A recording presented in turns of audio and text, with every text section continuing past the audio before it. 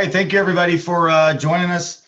My name is Derek Schutte. I'm a teacher, a high school social studies teacher in Halstead High School in Halstead, Kansas, and kind of excited to show some of the breakouts and how we use them. And I will preface by saying in no way am I an expert on digital breakouts. Well, I'm TJ Worsnack. I also teach at Halstead High School in Halstead, Kansas. I'm the U.S. history teacher there along with economics. I will definitely second the fact that Derek is not an expert and he limits himself in some ways there. Derek, I think about all the things that you're not an expert in, and you said breakouts, but there's probably a lot more than that, isn't there? Yeah, about anything I do a panel on. If I'm there on a panel or I'm invited to speak, I'm probably not an expert, and somehow I've snuck in there. So, yeah, that's typically what a coach of the year in a state would say, right, Derek? Yes. Yeah, coach of the year just in an entire state, just saying that. But hey, I'm Chuck Taft. I teach 8th grade American history and civics at University School of Milwaukee in Milwaukee, Wisconsin. And I'm kind of a digital breakout addict. I know I think about clues in my sleep, which kind of is weird, but I'm going to live with that. I'm going to own that kind of thing. So it's great to see all you. Great to be with this great panel, and let's go. Well, Chuck, one thing that I was just wondering off the top here, why did you decide to get in? Why did you find that these digital breakouts are such a great way to be teaching and using them in your classroom? Well, I got hooked on Breakout EDU pretty quickly, the whole escape room thing, and escape rooms. If there's one in Milwaukee, I've done it. And I've always been a puzzle guy. I've been a clue guy. I've been having fun. That kind of is the way I love to teach. And this concept of digital breakouts came out after, through Breakout EDU, and they just started using them.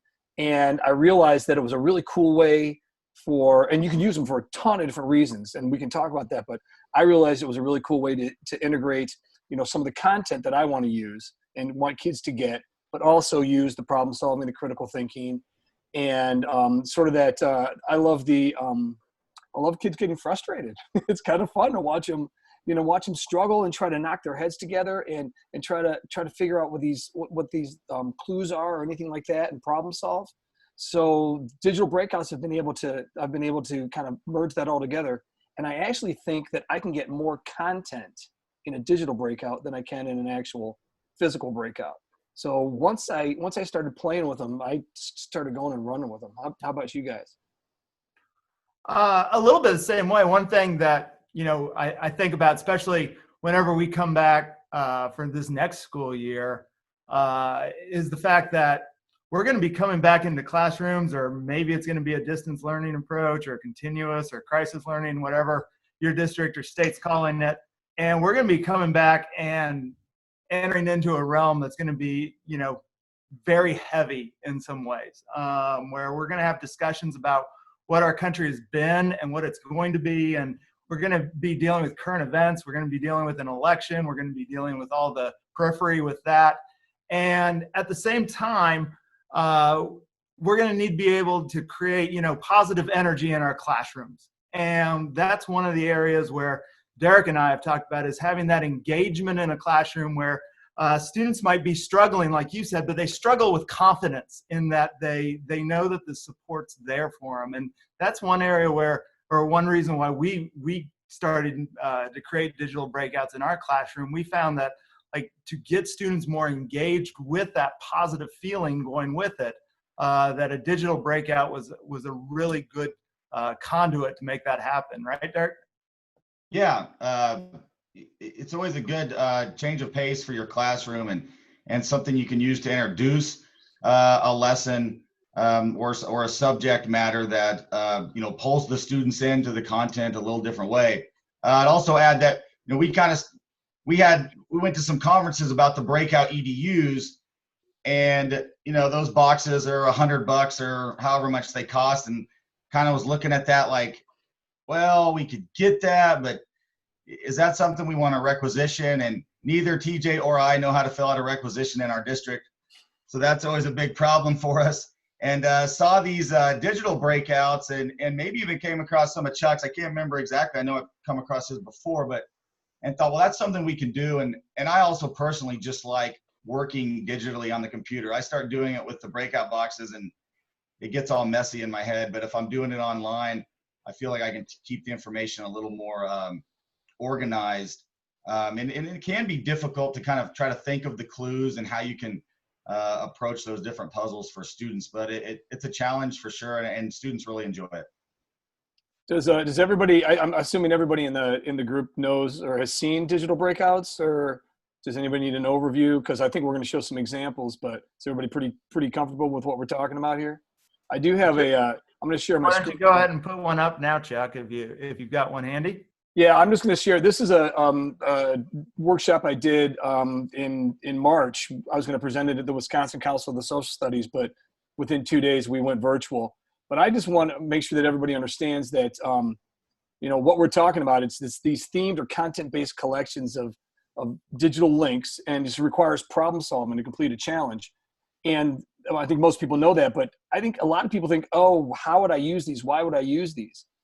You can preview a lesson. You can preview your entire class. In fact, I open with a regular breakout in my classroom. That's my first day activity. It's pretty cool because you get to see who the leaders and the followers are. But it's how I introduce my entire class and curriculum. You can do that for a unit. You can do that for a topic, whatever. You can do it to review. I use it, and I know that Derek and TJ use it to teach content, to have like them dig into some either historical content, or I think TJ, you might have an econ one that kind of like introduces econ with the content. I love it for the collaboration, and you guys had already said it, the engagement, which is the best thing to do, or the best reason to use them. So in the notes, I put in a bunch of links here, and these are just my stuff, and my slides are on here too. But I would pull one out. Like, here's one that I was actually playing with for TJ and Dave about the Little Rock Nine. Looks something like this, and this is made in Google Sites. I have some templates for Google Sites digital breakouts as well. I've also, I don't know if anybody's familiar with Tom Mulaney. Tom is out in North Carolina, and he's my muse when it comes to digital breakouts. And he has some like pre-built sites that you can use. All you got to do is put in your clues. But the typical breakout here, we've got our Little Rock Nine. The national and state governments are at odds. We got to solve this digital breakout and open these locks and try to solve this conflict between state government and national government, which I really liked because it was all about federalism. And then what the guys have done here is they've got different links to different information. It could be something about, the Eisenhower Presidential Library Museum. I know there's a link in here to some primary sources. I think that was, here's Eisenhower's executive order that can be used. And kids can dig into these, and then somewhere in these are those clues. And what they have to do is they have to unlock these locks, which are made on Google Forms. So this, to me, using Google Sites and Google Forms, this is that favorite flavor of free 50 free. Doesn't cost you a dime to send out to your kids. And you can make them as, you can make them as easy as hard as you want to. These are great exit tickets. You can make a digital breakout, in my mind, with one lock. It could be just, here's the story of Elizabeth Eckford, and you could have one lock. But I know that Derek and TJ, you can go into more detail on this one about how you used it. But this is, to me, this is like a gold standard of breakouts. It's beautiful, and it looks good too. Yeah, I think I use this one to talk about federalism in my government class, and here's just it's a great example of an event in which you have this conflict between the federal government and state governments, and there's all kinds of puzzles that we can kind of get into here with it, but the first thing is just you start with that with the Google site, and kind of getting familiar with how to use that I think is important. You don't have to make your breakouts with that, and like Chuck said, you could make it as simple as a Google form, 1 question, 2 questions. I know a lot of elementary teachers like to do that. They just like to put that Google form up there, and have 2 or 3 questions, and it can be for, first graders, second graders, third graders. I like to use mine as a little more of something that's going to take maybe an entire class period, somewhere from 35 to 45 minutes. So they're really having to work in groups. I would probably have groups of 3 for this, and students are talking about trying to solve these puzzles together as they go through them. And they all the links lead to different sites. And then some of the puzzles you have to create yourself as you go through there. And we can talk about those here in a little bit. One thing that I would kind of add into it, and you mentioned it, Jack, there with Derek's, with the executive order from Eisenhower, and you also said it at the beginning, there are so many great resources that we all know about that we use, and the question sometimes comes, well, how do I fit these in? For example, that Bill of Rights, or that executive order, comes from the Bill of Rights, or isn't it, Derek, from the Bill of Rights Institute, where you pulled that? So there's a primary source from the Bill of Rights Institute. And so how, to fit these components in, I like to use artwork a lot in mine. And that's one, area where, like, well, what can I have students, how can I have students look at like some art for a while and think about it? And so whenever the French Revolution is an example there, where there's some great artwork, giving students a reason to look at that and really critically think about what that art is trying to show is a way to go about it. Yeah, I'm not sure if it's projecting right now, but I got your French Revolution one right here. Is everybody seeing that? I believe that's the one with, that has the Marat, or the death of Marat, I think, in it. But also the Lafayette's key, or the key to the Bastille. And just, it leads students to some, to areas that they hadn't thought about. For that, in a world studies class, the link between, of course, the American Revolution and the French Revolution then becomes a stepping stone. Or in this case, we use this one as a review at the end of the unit to refresh everybody a little bit about Enlightenment philosophy and how it then came and moved forward through both the United States and the French. And so again, there's a variety of reasons and ways that you can use them. Do you guys use them in class periods, sitting down in class a lot? Yeah, quite a bit. That's getting you had that one slide up talking a little bit about having a little bit of competition in class. That's a fun part of classes. It's not something you want to do all the time, but you have both competition and some collaboration then amongst groups. And so it works pretty well in that component. But we did go ahead in Kansas, of course, as we were dealing with COVID-19. We started as a choice board type thing where students were choosing what they could do for our class to finish out, and including the digital breakouts as an option in those. Quite a few students took that because it was, a way to step back from the heaviness that they were feeling once again. And so this became an escape, and the escape room itself became a little bit of an escape for them. Yeah, and one of the challenges I always had with the digital breakouts is I'm a guy who likes butts out of seats. I like kids moving all around. And, a digital breakout, you're obviously on the screen. So one twist that I found out that's pretty easy is this was one I have 70-minute periods, and I hopefully you can see the screen that says twists. But I have my kids into groups of 2, and I give them a topic, or one of the different topics from my Wild West. It's Marty McFly, Back to the Future. They go back to the Wild West. They got to break out. And anytime they get an answer right, that they break something out, they not only have to go to the board and tally it so that it's kind of like a leaderboard, but I even just do a little bit of a, see if I can get this to work here. I don't know if you're getting any sound, but I'm making these 2 kids say yeehaw. And just that is well worth the price of admission that day, right? Because they gotta, if they get one right, they gotta go yeehaw, and then they gotta go up and they gotta make the tally, and that gets that movement going and things like that. And this is how I really introduced the West. And then we use this. I use this all around an essential question is, was the West good, bad, or ugly? And that's my entire look at the West after the Civil War. We use that content, and then the next day we have a kind of a three-way debate. Was the West good, bad, or ugly? And it's not me lecturing. You know, they don't need to hear me lecturing. There's better stuff online. So there's just some really cool ways that you can utilize all these, all the different content that we have online.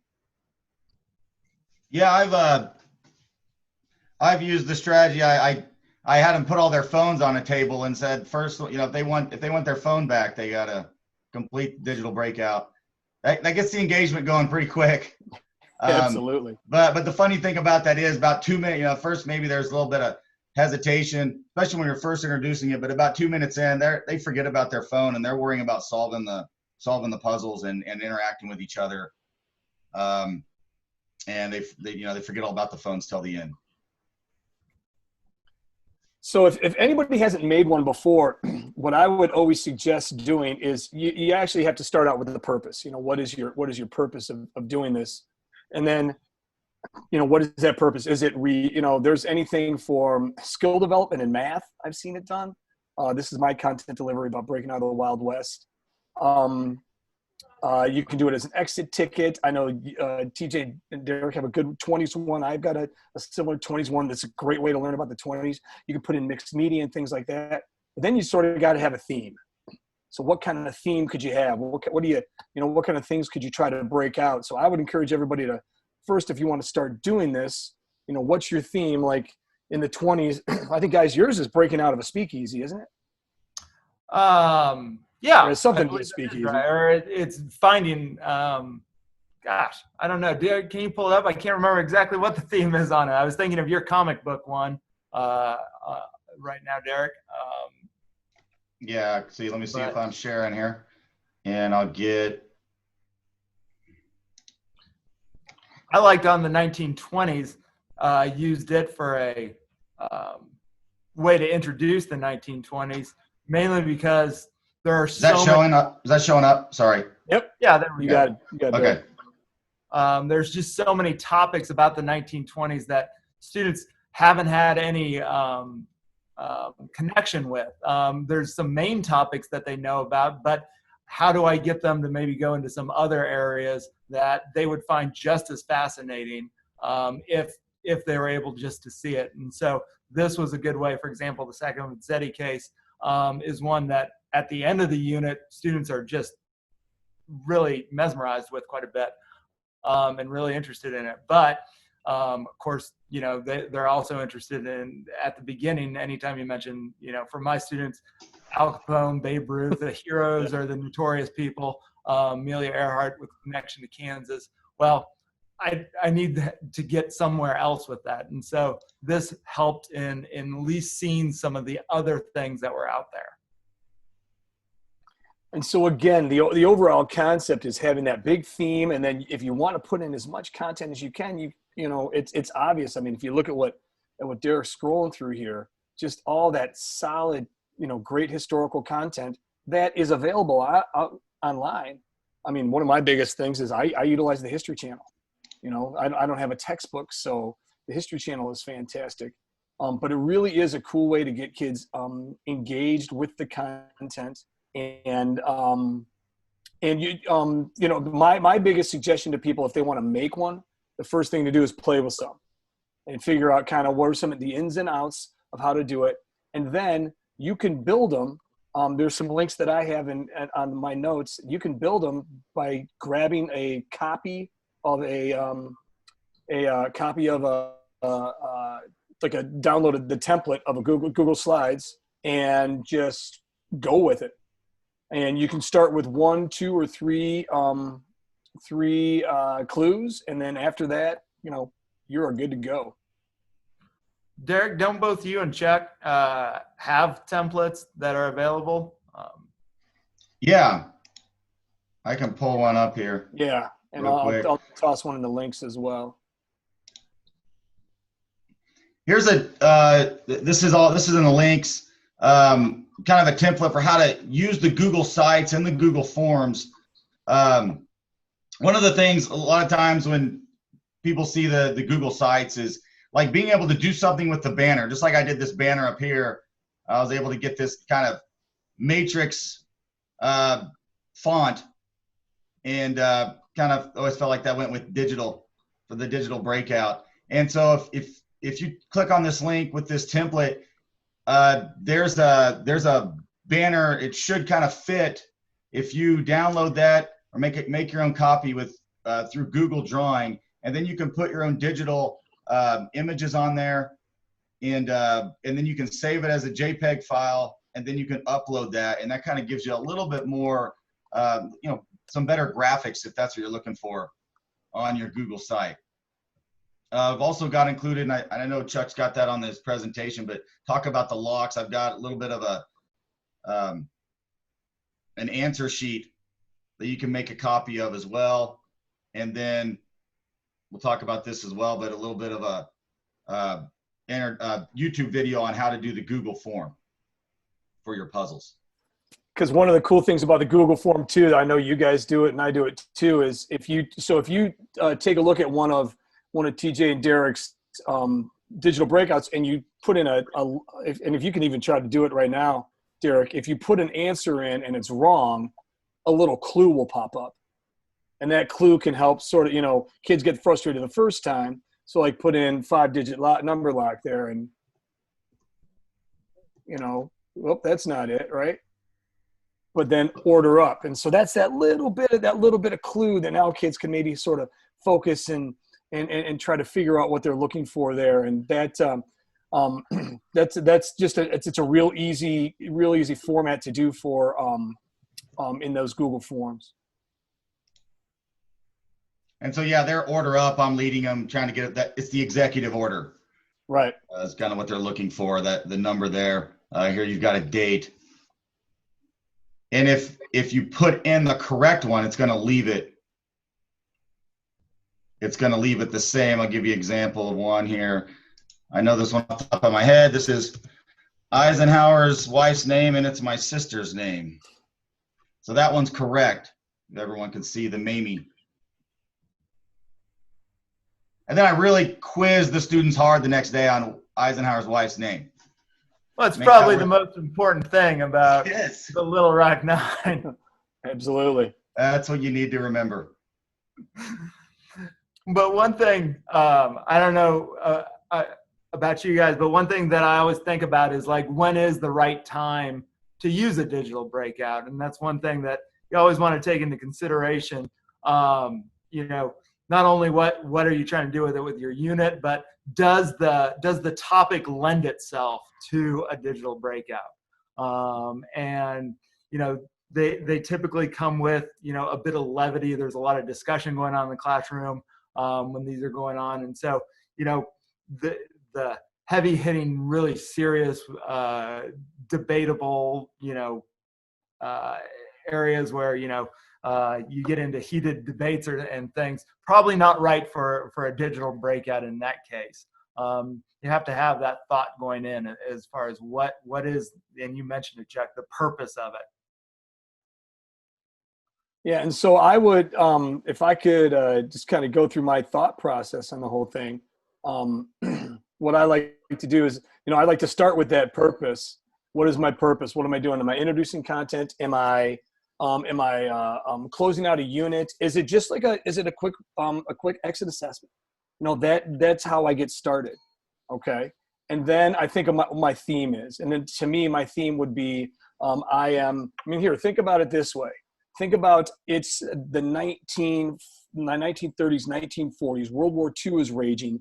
The Germans are sinking ships in the Battle of the Atlantic, and somebody's got to crack this code for the Germans, right? Well, that's The Imitation Game. There's a movie about it. Or Ryan, if it's, trying to find the Well of Souls. Come on, Indiana Jones, right? It's a movie about it. Or if it is trying to find an 8-word code from the Renaissance, that's the Da Vinci Code. There's a movie about it. I try to just put myself in, what would I make a movie about? Okay. And then I try to think of what's my end goal. You can do it with a single lock. And on Breakout EDU, you can do it with just a single lock. You can just have one single lock, and theirs is all formatted or all that. Or you can do it with using that Google form. or you can do it with the multiple locks. And there are ways that you can make them, like, it doesn't matter what order you get them in, or open up one lock, get to another lock, open up that lock, get to another lock. Those kind of things can be done as well. Then you build the site, and the site that both of us have used, or all three of us have used frequently, is going to be Google Sites. But you can use Breakout EDU. They have some that are already made. I've used Weebly a couple times, which I like.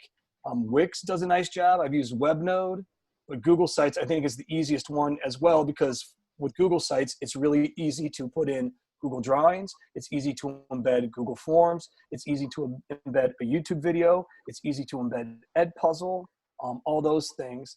And then once you get that format, then you got to do the locks and the clues. And to me, that's the fun part. That's where I get all kind of jazzed up, and that's the stuff where I can get some of my creativity going.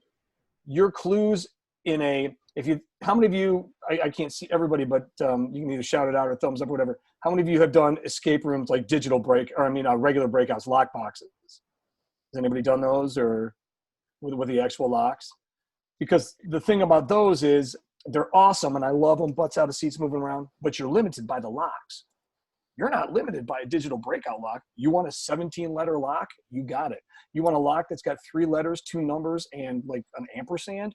You got it. You can do dates, you can do directions, you can do colors, all these different things. But then it all comes down to the really cool clues. And some of the clues I think are smacky in the face, like the executive order, that number, or something like that. Some of them are a little more cryptic, like Mamie. But then I also have a whole list of places where you can make really, really, really cool clues. Emoji codes. There's slide puzzles. You remember the slide puzzles that we used to do when we were, when I was little, and I'd stop at Stuckey's on my way down to Florida or whatever, and there'd be the little slide puzzle, and oh, look, it's a panda. They've got those online. Edpuzzle. How many people have used Edpuzzle before? Where you actually have to force, you've got to force kids to use to watch a video, and then you can add in some assessment. And the last screen could be, here's your clue, anagrams you can make. I know TJ and Derek have a bunch with digital jigsaw puzzles. You can do custom tombstones. Geo-greeting is awesome. There's so many to do, so many different ways to use them. And the way that I have found almost all of these clues is by playing other people's digital breakouts. On my links, the ones that I've put up here are TJ and I got Dave's, it's gotta be Derek's. TJ and Derek's. Tom Mulaney is real good. And then Amanda Sandoval. I don't know who's familiar with Amanda Sandoval. This one right here, this is the one that's kind of been the one that I've always tried to model. She has a clue tracker sheet that you download. This is all about the 19th Amendment. She's got a clue tracker sheet that you download. You take notes on the whole thing. It's also how you download your clues. And what it ends up doing is on this sheet, if everybody can see it, there's numbers. And it ends up becoming a phone number. And kids go, well, now what do we do? Because I've used this for suffrage, standard use suffrage. And I go, well, call the number. And so you call the number, it goes to a Google Voice number, and it's somebody as Woodrow Wilson. And so when the kids listen to it and and I go, who are you talking to? They go, some Wilson. Oh, Woodrow Wilson, the president. Oh yeah, that's cool. That to me is like just, the lights go on, and that's so cool. So it's the clues. I think that's the creative part for me as a teacher, that I like to get my creativity in there. And there's a whole lot of examples that are on here that you can utilize. If anybody's ever played with Snotes, Snotes is cool. Flippity, all these different kind of cool things are stuff that you can do. And that's kind of how I go about my process. And then the last couple things I would mention is at the end of mine, I always try to have a celebration where kids, once they've broken out, they post on a Padlet, and they post usually something they've learned and then a picture of them. This is one where they all had to post it was Cold War, so they had to post a spy name that they had to find on a spy name generator or something like that. And then we can debrief, but a lot of times, like I said, I use them for use them to get going on, get introducing curriculum, set up for a debate. There's just endless ways that you can use them. So I chatted a lot there, so I'm going to get everybody else a chance to talk. Well, one thing I'd add, that as you were talking about both the clues that you had and also just how you could set them up, there are a lot of different ways to set up a digital breakout. I've seen teachers who aren't quite as comfortable going with your Google Sites quite yet, but they still want to do it, make one of these. And I've seen them just use Google Slides and then also add a Google form using Google Classroom, and that can work as well. I mean, you shouldn't let the fact that you're not quite certain how to use the technology or use a Google Sites or some other form to keep you, because almost anything can be manipulated into what would be a digital breakout on it. So you could make that work for you. I also do like the idea, you mentioned debriefing. I use one for economics there to start out the year, and I do like to go back in the days afterwards to go back to that and have students look at those things again. Because whenever you do a digital breakout, one of the things that's automatically in a kid's mind is that I want to complete the breakout. And sometimes they're going to miss some of the learning that's going to, maybe that can take place. And so on this one, it's based after, or a little bit on the Jigsaw movies. Can't show that one in school. Do not show Jigsaw or Saw movies in school. DJ learned that the hard way. Yeah, I can't believe it took me 3 years to learn it. But a lot of good discussions come from showing that movie, though. Typically with your principal and superintendent. Now, but going through that, I want the students then afterwards, since a lot of them don't have a great idea of what like the concepts of economics are and what they're learning in it. They sometimes just sign up for the class because they need a class. And so this is a good way to make that start to happen, to go back through and then say, well, what do you see in here that's maybe interesting to you, or you didn't know, or what part of the video that was in there would you like to look at a little bit more, the questions that they talk about. So, looks like we lost a website, and that sometimes happens after you use these for a couple of years. Yes. Websites change. That one's going to be a really difficult one to finish now without that website being there.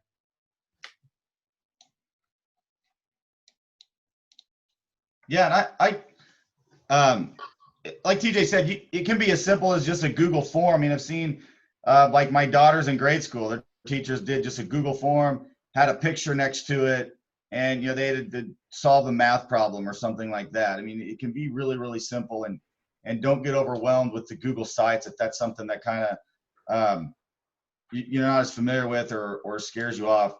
I can talk a little bit about some of the puzzles and how I made those. And I'll jump around with some different ones. Chuck had a lot of great websites that I'm actually excited to look at later, but some of them we've used.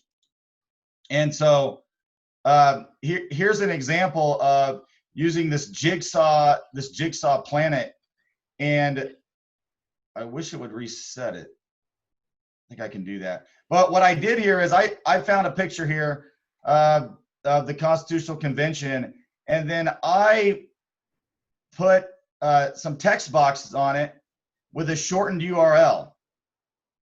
And so students will solve this puzzle. They have to solve this puzzle, and as they go through and they're trying to solve it, then they'll get that solved and be like, well, what do I do now? Well, then some of them, they'll start thinking like, okay, what is that? That's a website. And if they punch that website in there, it takes them then to the next link.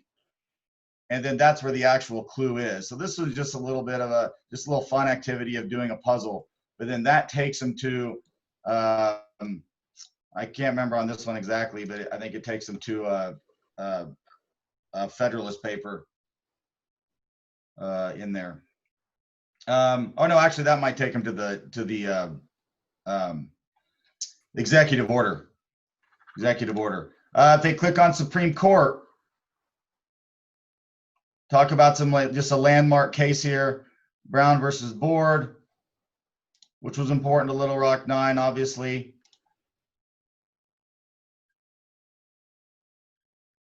Now here's the executive order. There's the number. But as they go through these, here's, I think, history channel, history.com, as Chuck mentioned, use that quite a bit.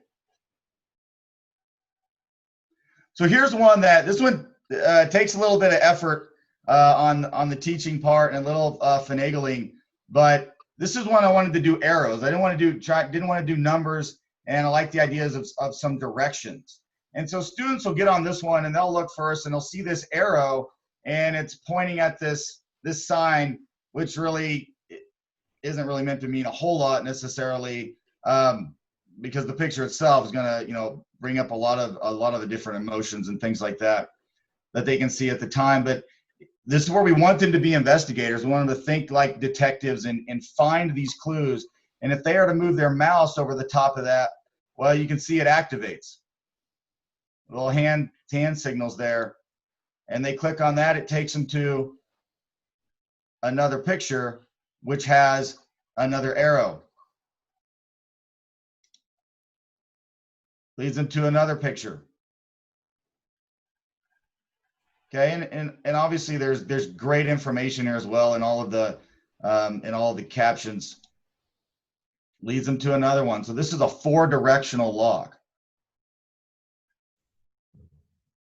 This one's not active, so that's kind of the end. And if they're to go back here and go to that 4-directional log, and I think it was right, and I always do everything in caps. Was it right? Down maybe? And that's the right answer to solve that puzzle. Now to do that, that's a little bit of the fun part, is I took a copy, I copied these pictures or took a screenshot of them as I found them online, put them in a Google Drawing. I added an arrow.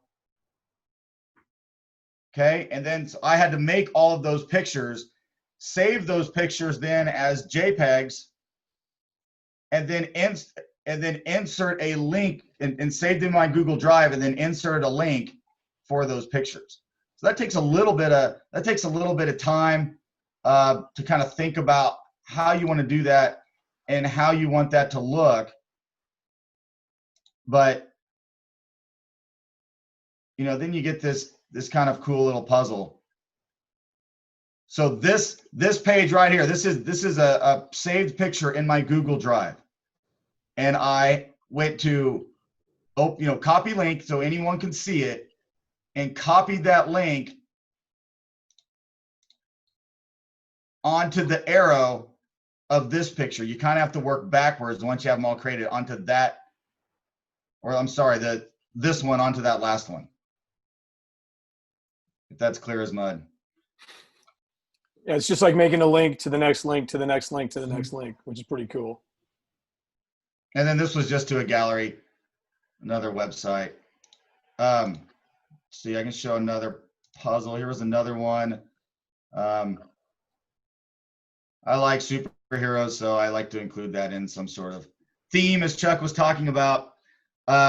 Here's one. I think Chuck had that on. I can't remember what these are called, but it's supposed to be checks and balances. Yeah, it's a rebus, and there's rebus Yes. makers online all over the place. They're easy to do.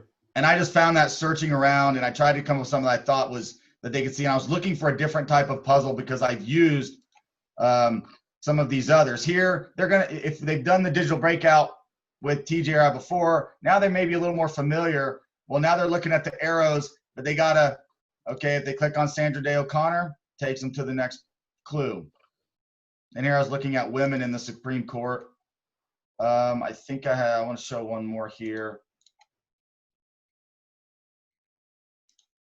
That's got a similar Bill of Rights. This one, I've got different cases that involve Bill of Rights, and they kind of got to search around And if they click on 4, well, it's going to take them to another picture that has a 1. It's a First Amendment case. And so if they go back to that puzzle, in one of these, there's a number lock. And they would kind of have to just put that together. And it's got those numbers of the Supreme Court. I think it's the 6-digit number lock, and it's got those numbers all put in there. Chuck, just wondering, is there any type of puzzles that you find particularly good to include, or that work really well to get a certain point across or anything? Yeah, I've got some like go-tos that I'll show you. I'm these are the kind of puzzles that I get, and then I just start to giggle because I'm just so happy with finding these kind of fun puzzles. So let me share real quick. So these are just a couple from my Wild West one, and I start with little Marty McFly and the professor there. But a couple that I would point out, one of my favorites is it's hiding the clue, and it's in this one right here. And you can do this on any Google sheet you want, which is kind of neat. So this is all about the Oklahoma land rush, and and I have kids taking notes the whole time. I have a very large note document. They're working together. They're pulling out what was good, what was bad, and what was ugly about all of these. Okay, but then at the end, I just love this, because when kids figure it out, they look at me and they go, "Oh, Taft, you got me on that one." But like on here, you can see that there's COMMANDA. And they go, "Well, Taft, what's Commanda?" Commando? I go, "No, it's Command A." And so they go, "What do you mean?" I go, "Well, press Command A." And then a hint will come down here that's hidden. And all the way you do it is you put in a text box, which is gray, and you put the text that's gray. Nobody would ever know to look here, but if you press Command A, it's going to show up. It's a great way to hide links, to hide hints, things like that. And honestly, when they, so what are the actual legs on the statues of the Land Run Monument? They click on the Land Run Monument and they go there. It's fun. Plus the look they give you is just awesome. I love it. Another cool one, I think Where did you come up with that idea? That's brilliant right there. That's worth the price of admission already. I stole that one. I stole that one. I'm a thief, baby. That's it. I love it. So on here, what's a couple that I can show you here? For geography and for maps, I love to use Google Maps. And they had to go through all the different things that were going on, like the mass media and entertainment in the 20s, Hollywood, but they had to get them in geographical order based on this story. And it's cool if you want to really map things out. I mean, if you think of anything that has a geographical component in your topic, no matter what, you can do that, which is cool. Consumer society, I loved this one because I utilized advertisements. So primary sources, they're looking at advertisements. And they can look at those and they read all about it. But then this is something called Snotes. And I don't know if you've ever seen Snotes before. Snotes is free. I think actually I have a lifetime subscription to it. It cost me 99 cents. But this is a Snote. Does everybody see it? So now what do you do? Well, what you can do, and by the way, you can print these out for a physical breakout, which is really cool. But if you go like this, can you see it says, "What's the?"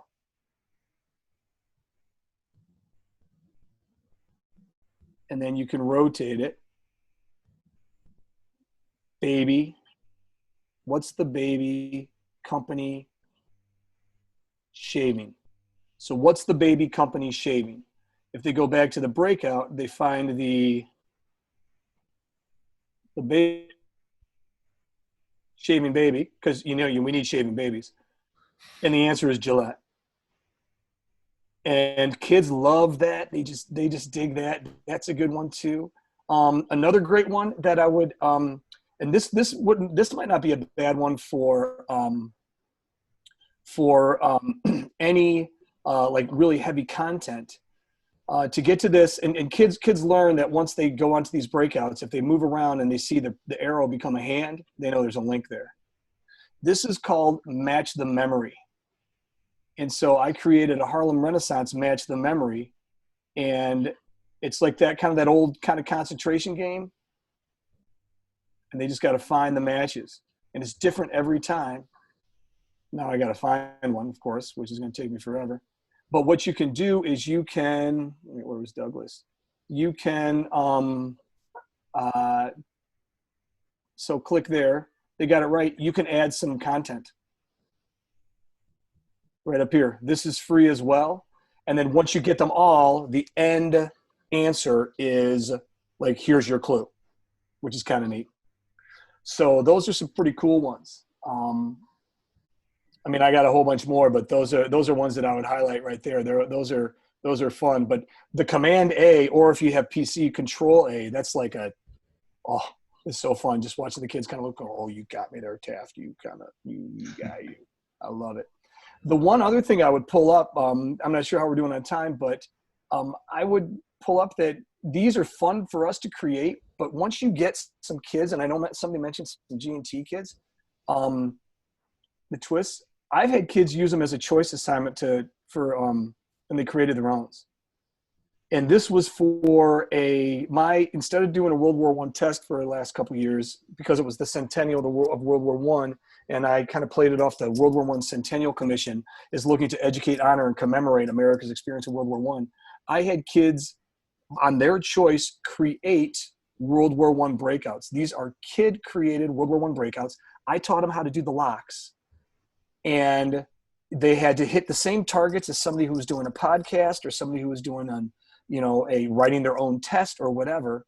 They had hit the same targets, but they loved doing it for their locks. And one of the cool things is that I don't have all the answers to these, but this one right here, when you put in all the locks, I think that's right there.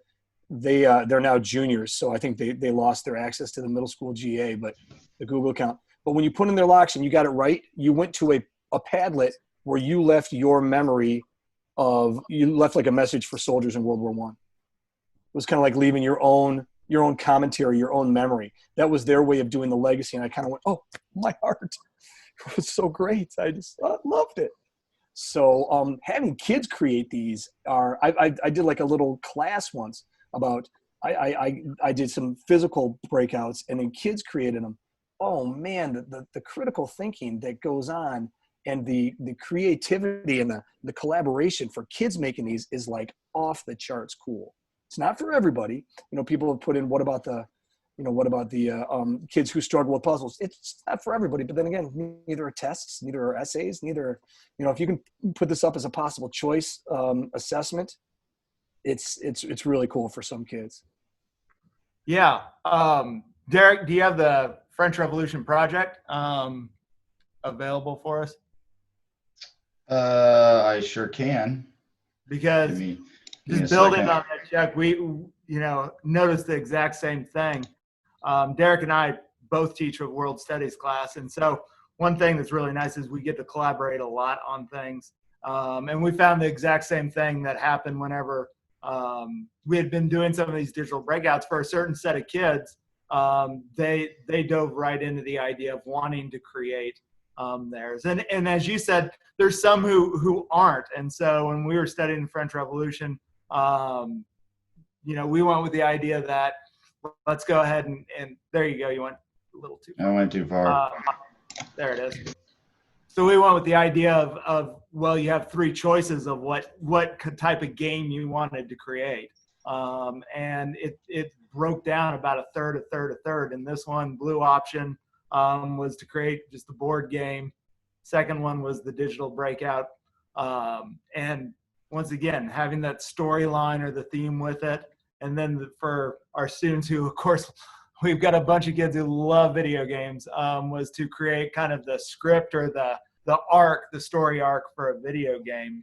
But quite a few, after doing these digital breakouts, they want to see you get stumped quite a bit on them and see if they could pull that off. And they come up with some ingenious ideas, some puzzles to solve, Sometimes they get maybe a little bit too out there, but they definitely gravitated to that idea, right, Derek?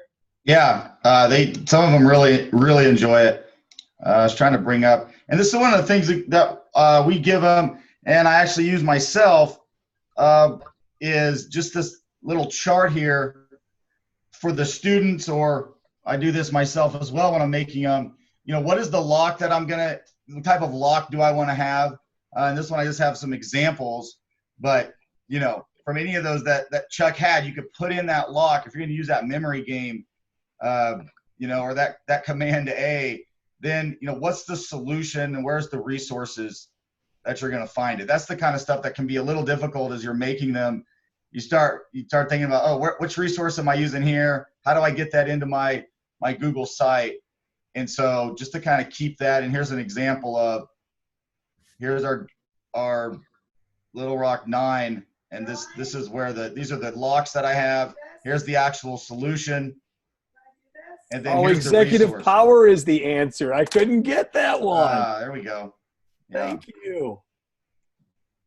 Spoiler alert. But that helps me kind of keep them organized for myself, and I give that to the students if they're going to choose on that project to make those digital breakouts. And yeah, we've seen some really good ones, and they do enjoy them. And like Chuck said, they're not for everybody, but some of those students really get into it. Yeah, and some of them do have like 27-letter code. Yes. Yeah.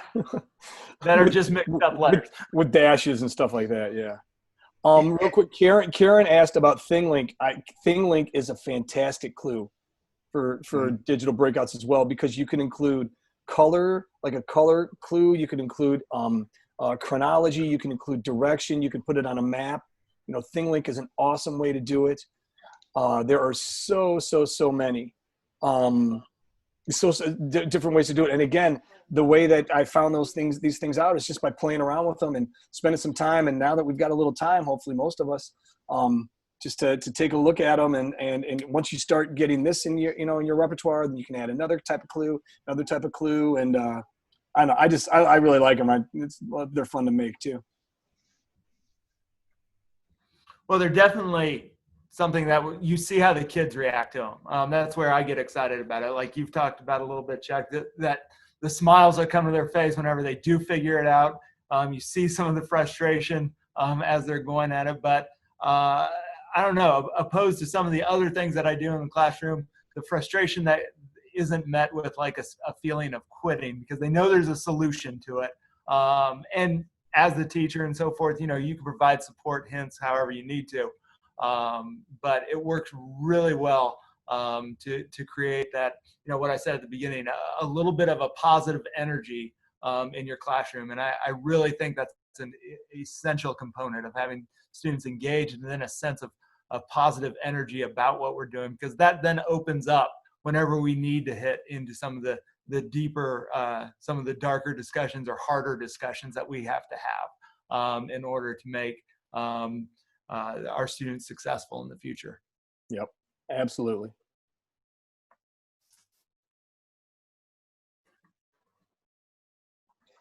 Hey, any questions from anyone in the audience? Or if you'd like, some of you have been sharing out links. Thank you for sharing links. Thank you to the gentleman for presenting. But if you would like to share your links now, there have been people posting in the chat, and they will be compiled. And then Nicole mentioned, what is the best way to find some pre-made breakouts? There are some, I think I have the link on my set of notes as well.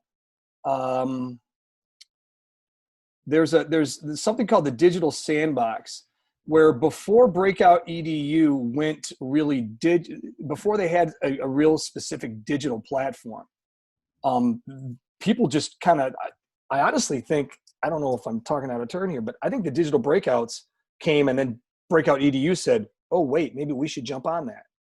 And so they have their own format, but here is a huge list called the Sandbox of a bunch of different digital breakouts, like you name it, for whatever topic or whatever. And they're pretty well organized, I think. I don't know how many times they've been added anybody could submit, and you always got to check that the links are right or whatever. But that's one place that I get them. And then the other ones are, I just keep on looking on Twitter.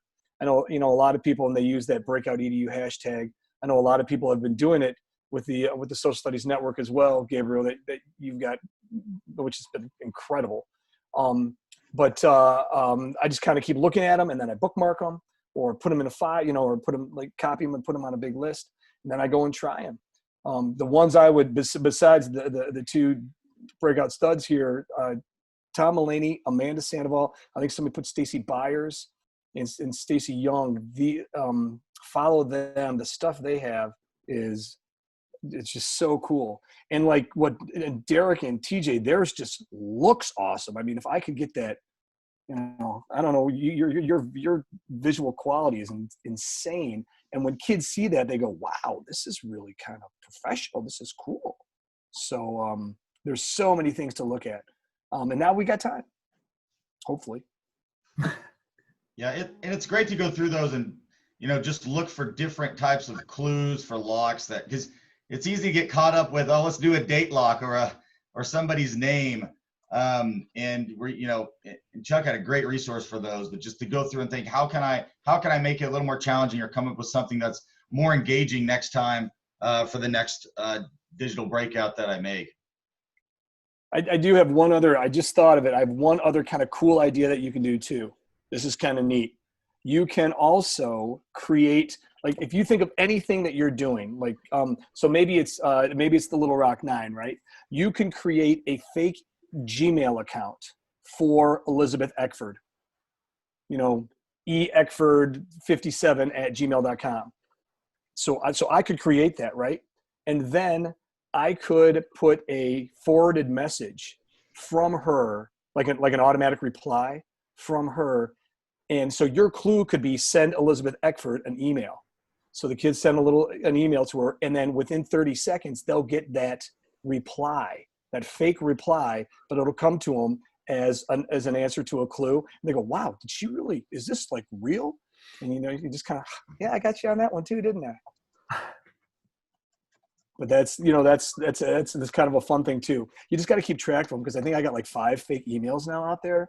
I don't even know who these people are. So, who knows? And every once in a while I get a little ping saying somebody sent a message to, I don't know, Benjamin Franklin or something like that. So Derek has fake emails too that he uses with the IRS, and Well, whole different type of breakout that he's working out with there. I'm not sharing that table with anybody. I'm going to keep that It's one. impressive.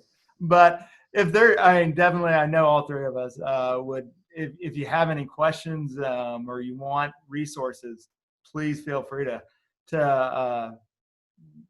email us, or however you want to get in touch via Twitter or anything else. We would definitely share our stuff and give advice. Absolutely. I have a quick question. How do escape rooms compare to digital choice boards? I've done several of those, and I've never really dealt with the escape rooms or digital breakouts. How do they compare? Or as far as putting them together, I guess.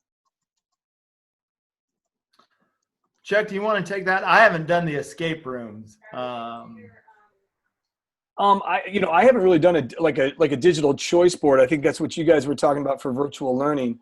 I think that a digital choice board would kind of be like a grid, and you can do like pick 3, or right? Right. Right. Are you asking, Jen? Are you asking like making them part of a digital or part of a choice board? No, or? I guess I used the choice boards a lot during this virtual learning period, and they came in extremely handy because they gave kids options, and to me that kept them engaged. But I guess what I'm asking is, as far as creating them, because I'm a little overwhelmed. I wouldn't know where to begin. Okay. I guess that's where I'm coming from. I can go ahead, TJ. Well, that's what we did as one of our choices on our choice board, and since they were built through Google Sites, it was one that we hadn't done in class yet, and so whenever a student made a choice of doing that, all we had to do was just send them the link to it. And so it wasn't available to them until we sent it to them.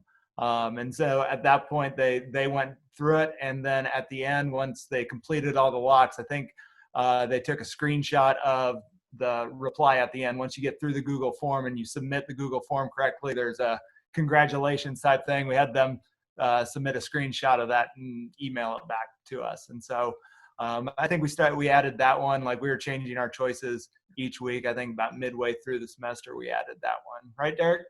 Yeah. And maybe I think it just depends on what you want out of it. Like Chuck's using his to introduce a lesson. And something like, so you're going to get that engagement. The Little Rock 9 one is a way to go into some, an example of federalism, a specific example, and get some content there. Like I have a Supreme Court one that's just going to look at the Supreme Court and how it's kind of put together. So it just kind of depends on what it is that you're wanting the students to get out of that. And that's how you kind of build that digital breakout. Yeah. And I would agree with that too, Jen. It really depends on how deep you want to take it. Again, right. In my mind, like a physical breakout or a digital breakout, the concept is all the same. How deep is it? That's really up to you. I've always said that you could have an old lunchbox with some laying around, as long as you know the combination. I mean, if you think about it in your classroom, if you have a lunchbox, a toolbox with one combination lock, you can make that a breakout and just a QR code on it. And if you think about it, if it's a combination lock, it could be 1 clue, it could be 3 clues, it could be 6 clues. And somehow you tell them how to get in order. If it's 6 clues, it's going to take longer than 3 clues. 3 clues longer than 1 clue. But it's more the concept. It's more trying to find and figure things out. There are a couple other. I think I have the. I'll show it to you real quick here. I think I have the instructions on my website or on my links as well. But this is one I called Operation Crypto for the Cold War, and this was easy to make. Okay, once I figured out how to make it, kids, here's their mission. Okay, right there. They had to figure something out. They came up with an official spy name. There's a couple spy name generators. And then what they had to do is they used these sites, all this, which is pretty much, like I said, it's the History Channel. And then I made a Google Sheets, and it asks you to copy the code. This takes a little understanding of how to do it, but I just borrowed somebody's and filled in my own information. And so and now I have this. I just got to wait for it to open here. And so what it is this is just really more content. At Yalta, these 3 allied leaders agreed to divide up. And then in here, they're going to put Germany. Okay. And then, oops, sorry about that. What you'll see is that a letter pops up here. I'm sorry, I'm moving all over. A letter pops up here. And then it eventually spells out Julius and Ethel. And then they go back to the thing and their code, they go back to their single code is Rosenberg. So in order for them this is kind of my way of saying, okay, did you get all this information? Well, yeah, sure. I typed all these in. They agreed to, what's this one here? My eyes are so bad. Like curtain. Oops, I got to spell it right. And then it shows up. And then when they went back to here to enter the code in the original code, it would take them. That would be their answer to. Their answer would be Rosenberg. And so my point being is that to me is a digital breakout, but it was only one code, but they had to answer all these questions. It could just be, you could have one code and it'll take you, 15, 20 minutes to do. That'd be a great exit ticket. I think it all depends on how deep you want to take it. I don't know if that's too much information for that, but that's kind of my background on it.